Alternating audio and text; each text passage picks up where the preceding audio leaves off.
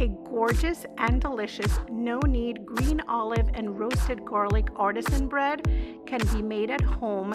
It'll look like you picked it up at a fancy bread shop, and it will be infused with delicious Castelvetrano green olives and yummy roasted garlic in olive oil.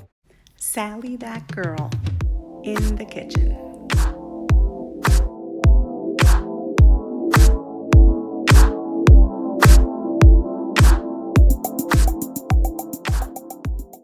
Hi everyone, and welcome to another episode of Sally That Girl in the Kitchen. In today's episode, I'm going to teach you how to make a green olive and roasted garlic artisan bread.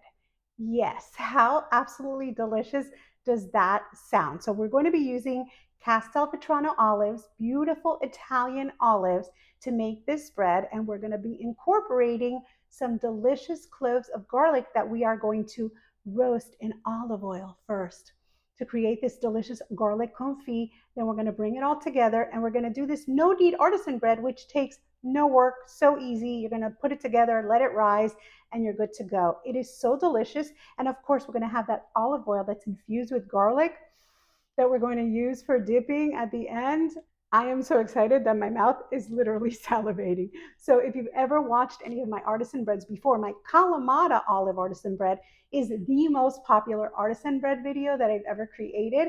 People seem to love it. So I decided, why not make a different version for those crazy enough that may not like black olives. I know they should, they're so good, but some people don't. So I figured, let's make a green olive version with that yummy garlic to take it right over the top. So I'm super excited to teach you how to make it. So let's not wait another second, and let's get started.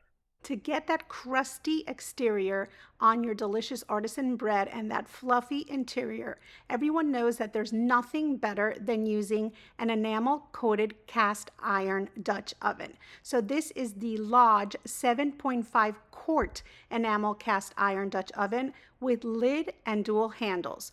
I'm going to be using this one today. It's oven safe up to 500 degrees Fahrenheit, and it's also suitable for stovetop use. But most importantly, it's priced right. So please note that as an Amazon associate, I do earn a commission off of qualifying purchases made when using the link that I will be sharing in the description area of my video. So if you've been in the market for a good, high quality, but not expensive enamel coated Dutch oven to make delicious breads, such as the one we'll be making today, definitely pick one of these up. Oh, and it's also great for making brisket, any type of short ribs, stewed meat, soups. It's super versatile. For today's recipe, you will need 6 ounces or approximately 40 peeled garlic cloves, about 20 for the bread itself, and about 20 separate, if desired, to use for spreading onto the bread. It'll melt like butter. I highly recommend it. You'll also need 1 cup of extra virgin olive oil, or as much as needed to submerge the cloves. 3 cups of bread flour, or you can use all-purpose flour instead. Plus, you'll need some more for sprinkling as we shape our bread. 1/2 teaspoon of active dry yeast. 2.5 teaspoons of coarse salt. It can be kosher salt or coarse sea salt. 20 pitted Castelvetrano olives, and 1.5 cups of lukewarm water. You will also need a cooling rack, a small baking dish, some oven mitts, a couple of spoons, a large bowl, and either a dough whisk if you have one, or a large fork such as a serving fork, a couple of wet measuring cups, some dry measuring cups, some measuring spoons, a lame or a sharp knife, and you will also need a knife, and you'll need 2 small bowls, one for the garlic and one for the olives. And you'll also need some aluminum foil and some plastic wrap. So now that we have all of our ingredients and tools together, let's get started. So the first thing you're going to want to do is preheat your oven to 300 degrees, making sure you have a rack placed in the center. We're going to work on our garlic first. So you'll want to use a small, shallow baking dish, and I'm going to be using this pre-peeled garlic. The garlic cloves already come peeled, it's measured out. It makes my job easy. There's about 43 cloves or so, according to the package, in this garlic. And then what we're gonna do is we're gonna grab that garlic and we're just gonna add it in to this baking dish. Now, can you trim the ends off of the garlic cloves now? Yes, you can. I like to trim my ends off once the garlic has been roasted because I literally just use a spoon and they'll come right off super easily. And some of them break down and you don't even need to remove them. So I like to do it after, but you can do it before if you prefer. So then you just want to add them into a shallow baking dish. And the reason we use a shallow baking dish is because we want to make sure that when we pour our extra virgin olive oil over the garlic, they are completely submerged in oil. So look at how gorgeous and green this olive oil is.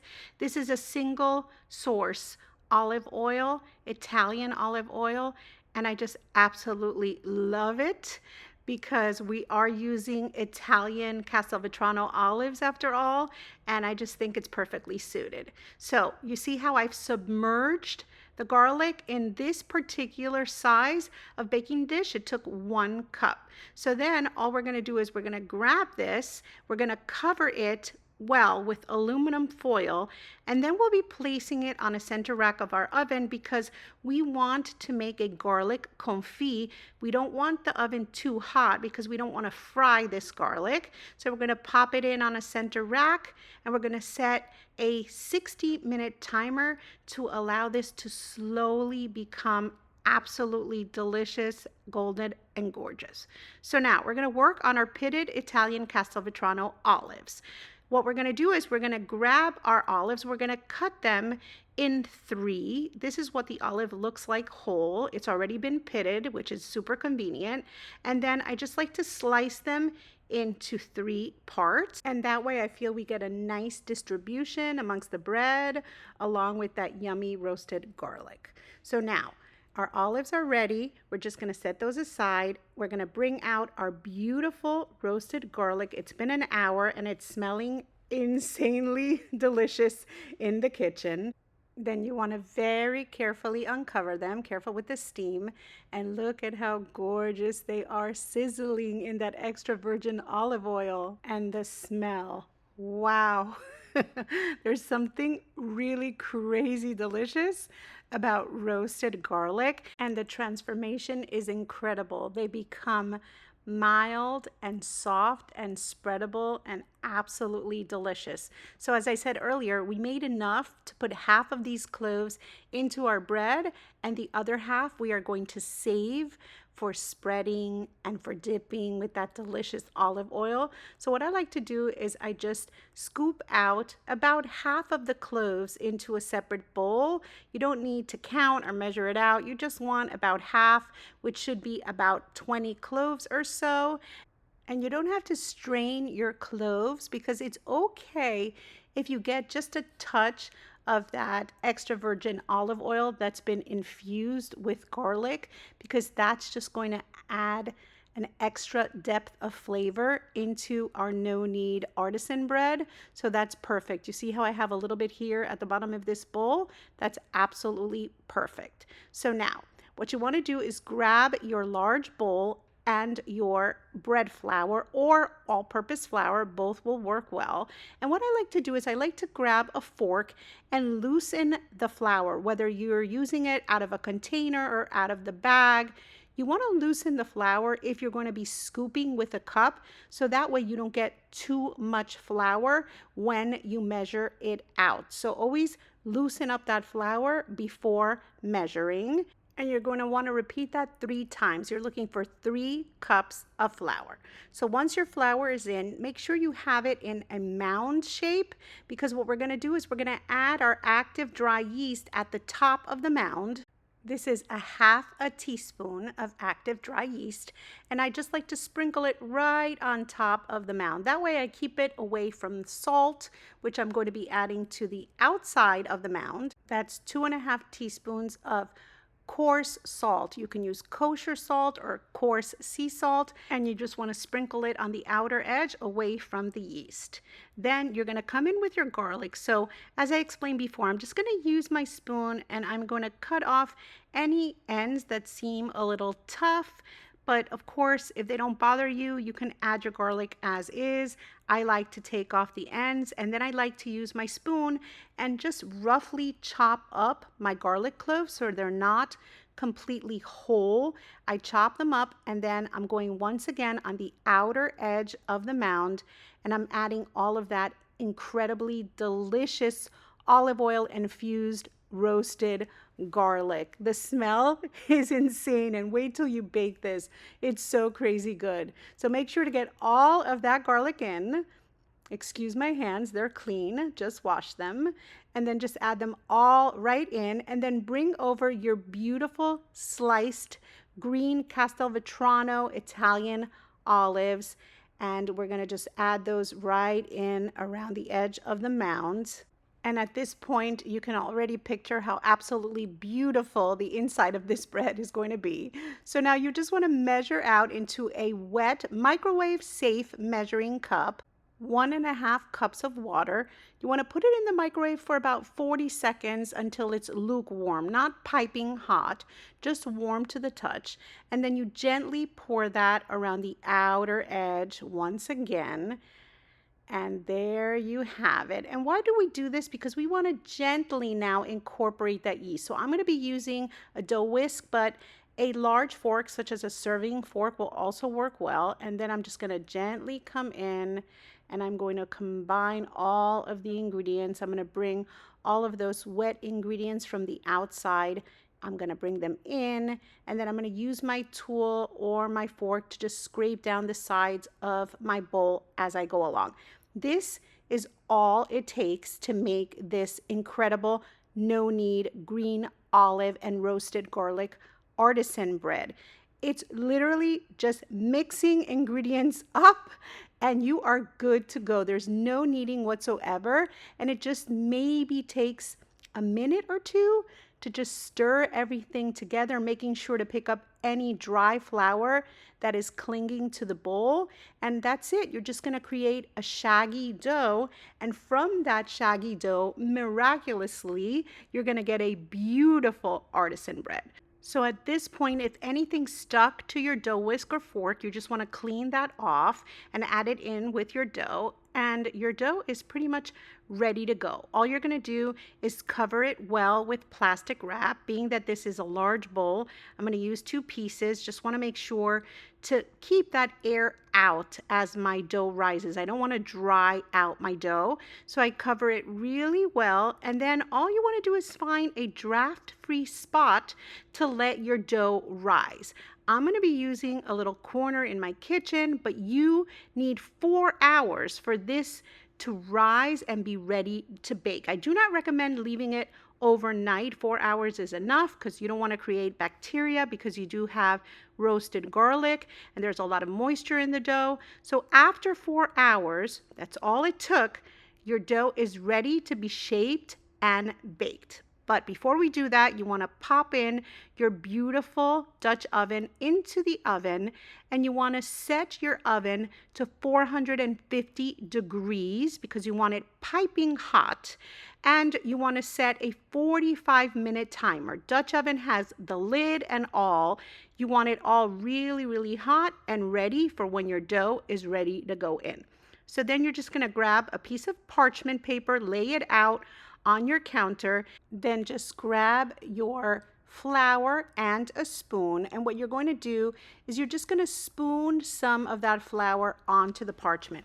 Can you do this directly on the counter on a clean working surface? Yes, you can. I like to do it right on the parchment paper because I'm going to be using that parchment to transfer my bread into my hot Dutch oven, but you can do it on your counter and then just put it on parchment, whatever you prefer. So what I do is I grab my beautiful dough, I floured the parchment and I floured my hands, and I'm going to gently release the dough from the large bowl and just dump it onto the parchment. But I kind of set it down in an oval shape. And that was on purpose, because what I want to do is I'm going to dust my beautiful dough, and again, my hands. You can dust your hands front and back, because it really just helps to work with this dough, since the dough is shaggy and just a touch sticky, and that way the dough will not stick to your hands as you're working. So now I'm going to be shaping the dough, and I basically just fold the dough over onto itself. What we're looking is to create some tension on the surface of the dough, and of course we're looking to create height, because we wouldn't want to bake our dough just as is, because we don't want our bread looking like a pancake after all. So what I do is I just take one side of the dough and fold it up over itself, or over the middle, and then I take the other side and fold it over that. You can work from the sides, or you can work from the top and bottom, either way. And then once you do that, what I like to do is just turn the parchment around, and then once again I'll flour my hands so that the dough doesn't stick, and I'm going to fold this over once up onto the center, and then I'm going to take the other side and fold it over that. This is commonly known as a letter fold or an envelope fold, because it's as if we were folding a letter in 3 parts and then getting ready to stick it into an envelope to mail it. So we folded one side, now we're folding the other side over, and there you have it. We've already created height. Now we want to flip the dough over, because you don't want those seams facing up. So I like to just flip the dough over onto itself, and then I use my hands and I go around the dough to tuck the dough under itself. Again, creating height and creating surface tension on our dough, because it'll create a gorgeous crust once it's baked, and of course it'll help us score our dough, and it'll help us get that beautiful oven spring that we are looking for once the dough gets placed into the oven. So I like to add a little extra flour on top, push in any little olives that are trying to pop out, and then I just take that same plastic wrap that I had used earlier, and I'm going to cover the dough while the Dutch oven is in the oven getting piping hot. We don't want to dry this out. After all, it's beautiful. We want to keep it nice and moist. So a few minutes before the timer is ready to go off on the Dutch oven, it's almost ready. You're just going to remove the plastic wrap, and then once again, you're going to give your dough just another little dusting of flour. And this time, we want to create that beautiful artisan bread finish. And it's also going to help our lame or our sharp knife glide more easily through the dough, so we can slash our dough and control where our dough splits open when baking, because we will get a gorgeous rise in oven spring, and we want to control how our dough, or how our bread at that point, is going to look. So all you do is you add a nice layer of flour, then you're going to grab either a lame, which is basically a blade and a handle, or if you don't have one, then a sharp knife. And I just like to cut a plus sign. I go once vertically and then once horizontally, and I create a plus. And that way, when our bread bakes, it's going to open beautifully. So now you're going to bring out your gorgeous Dutch oven carefully with oven mitts and remove the hot lid.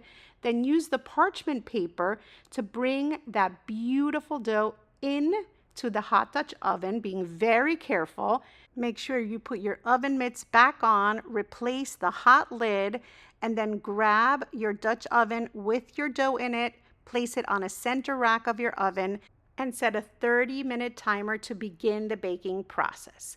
Then after 30 minutes, you're going to want to open your oven carefully with oven mitts, remove the lid, and already this kitchen is smelling incredible. It is so fragrant and delicious.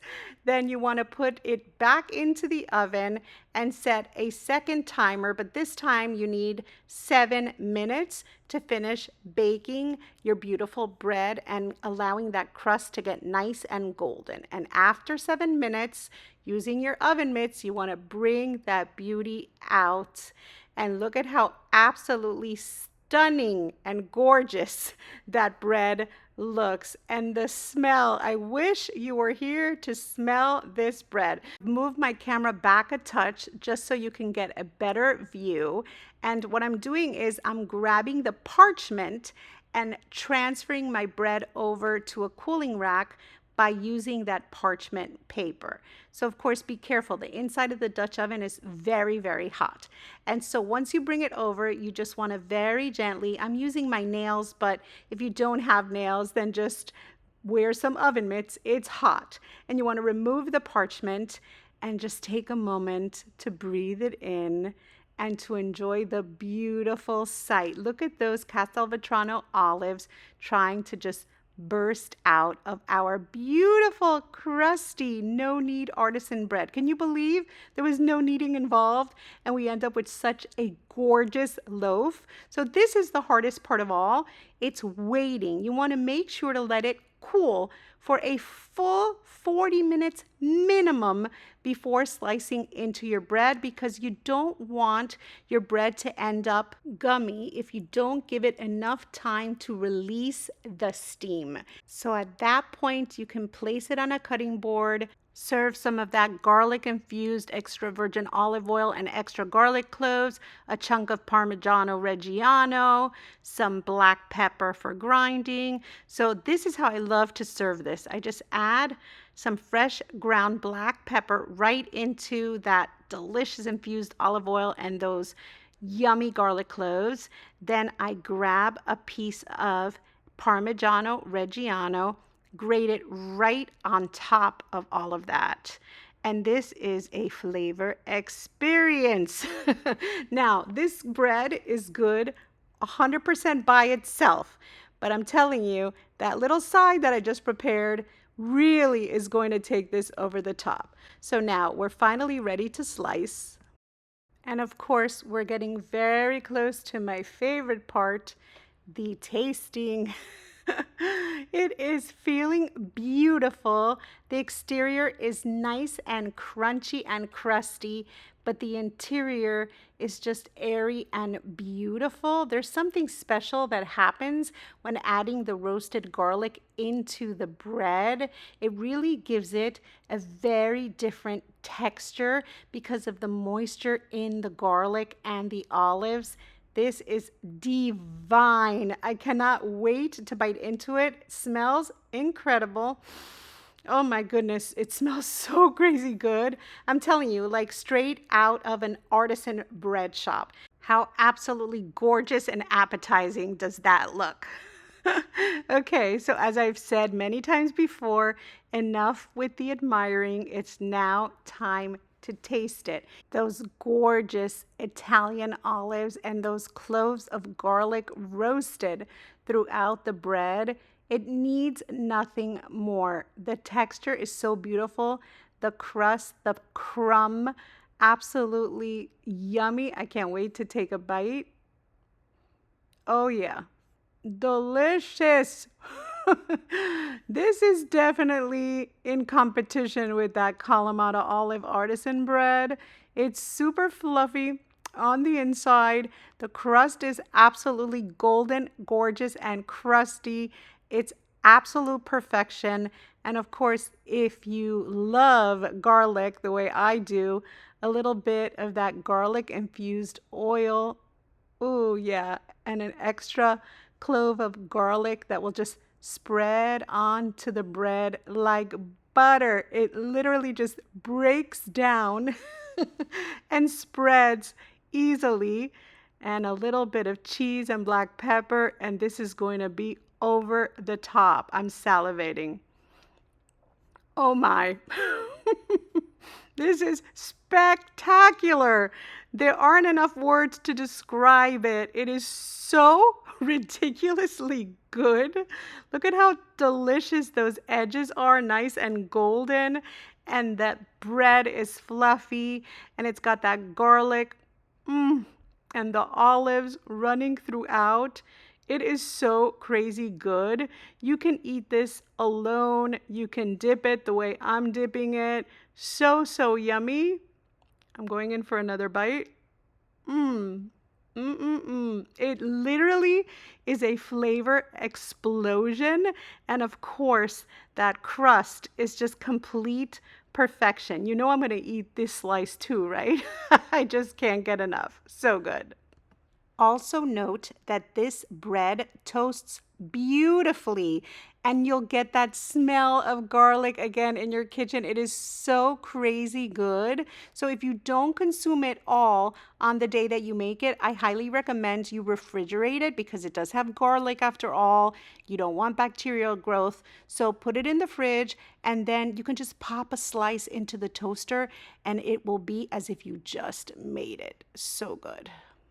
So how amazing does this no-knead green olive and roasted garlic artisan bread look? Yes, the combination of the olives and the garlic and the olive oil is just insane. It's so good. It smells amazing as you slice it. If you toast it, it just smells amazing while baking. It's so, so yummy. And of course, that extra garlic infused oil that we have with those garlic cloves that really just melt like butter onto the bread.